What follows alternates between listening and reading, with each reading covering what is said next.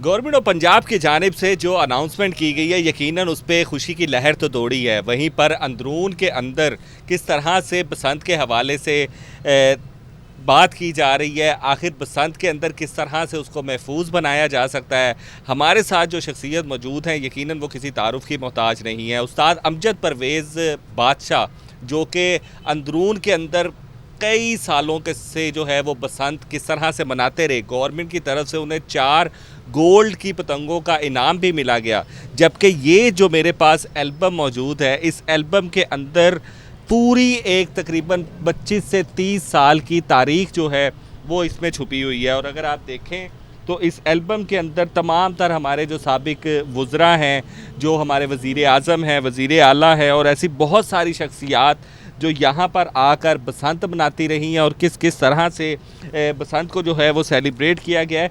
इस एल्बम को देखकर ऐसा महसूस होता है जैसे बसंत का एक जोश और जज्बा और एक जश्न जो होता है वो दोबारा से उजागर हो गया। हमारे साथ मौजूद हैं उस्ताद अमजद परवेज़ बादशाह साहब। बादशाह साहब, बताइएगा, बसंत का ऐलान दोबारा करने जा रही है और उसके लिए हिकमत अमली तैयार कर रहे हैं।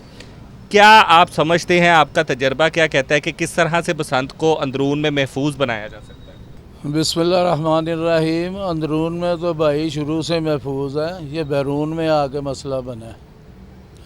उसका हल यही है कि आप ना मोटरसाइकिल को राड लगवा दें। सबसे पहले मोटरसाइकिल को आप राड लगाएं, दूसरा मोटी डोर ख़त्म कर दें, इंशाअल्लाह बसंत महफूज है। तीसरी कोई चीज़ की ज़रूरत ही नहीं है। अल्लाह के हुक्म से आप मोटरसाइकिल को राड लगाएं, मोटी डोर ख़त्म कर दें, कोई गला नहीं कटेगा, कोई कुछ नहीं होगा। अल्लाह के हुक्म ना महफूज है।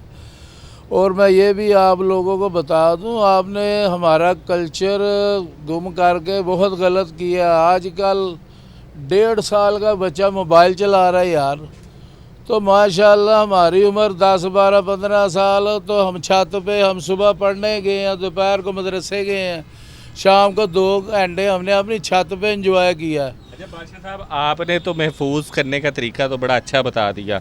अब थोड़ा उस वक्त की याद को ताज़ा करें कि वो क्या वक्त होता था, बसंत के जज्बात क्या होते थे। ज़रा उस माहौल में जाके ज़रा थोड़ी हंसी खुशी से ज़रा बताएं, कैसा जज्बा होता था आप? हम तो यार दीवाने थे, सारी रात तो हम सोते नहीं थे। सारी रात हमने पतंगों को, गुड्डों को तनावे डाल रहे हैं, फिर सुबह मेहमान आने हैं। तो सारा दिन हम तो जो मेम साहब आते थे उनको उड़ा के देते थे। हम बसंती नहीं, हम 12 महीने का शौक करने वाले। कहाँ से मेहमान आते थे आपके पास? हमारे यूके के एम्बेसडर आते तो सारे इस्लामाबाद बैठे हुए हैं। तो चौधरी एतजाज़ हसन साहब ने तकरीबन हमारी छत कूचा खड़क सिंह हवेली है हमारे पास, वहाँ पर 20 साल उन्होंने हमारे छत पे बसंत की है। कूचा खड़क सिंह हवेली, जो कि अंदरून की सबसे ज़्यादा जाने वाली हवेली है, वेल नोन हवेली जिसे कहा जाता है। और वहाँ पर ना सिर्फ हमारे पाकिस्तान के वज़रा वगैरह आते थे, बल्कि एम्बेसडर्स वगैरह दूसरे मुल्कों के वो भी यहाँ पर आते थे। और ये देखें, ये भी आप देख सकते हैं कि मलेशियंस वगैरह और नेपालियन, हर मुल्क से जो है वो यहाँ पर एम्बेसडर आते थे। और इस हिस्ट्री को देखकर यकीन करें, ऐसे लगता है जैसे जो बसंत का एक जज्बा था जो कि मद्धम होने लगा था, उसके बाद हुकूमत पंजाब की जानिब से एक दोबारा से जो ग्रीन सिग्नल दिया है, उसकी वजह से जो अंदरून लाहौर है वो बहुत ज़्यादा एक्साइटेड नज़र आ रहा है। चलें आए कुछ और लोगों से भी बात करेंगे और उनसे जानते हैं वो क्या कहते हैं।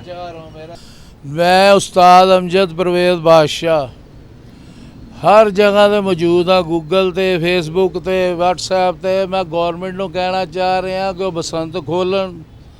कम से कम पहली बसंत पे $10 अरब का रेवन्यू आएगा, पहली बसंत पे। और अगर आप इसको इसी तरह गवर्नमेंट साथ रही तो अल्लाह के हुक्म ना 2-4 साल असी $50 अरब का काम करांगे, रेवन्यू आएगा।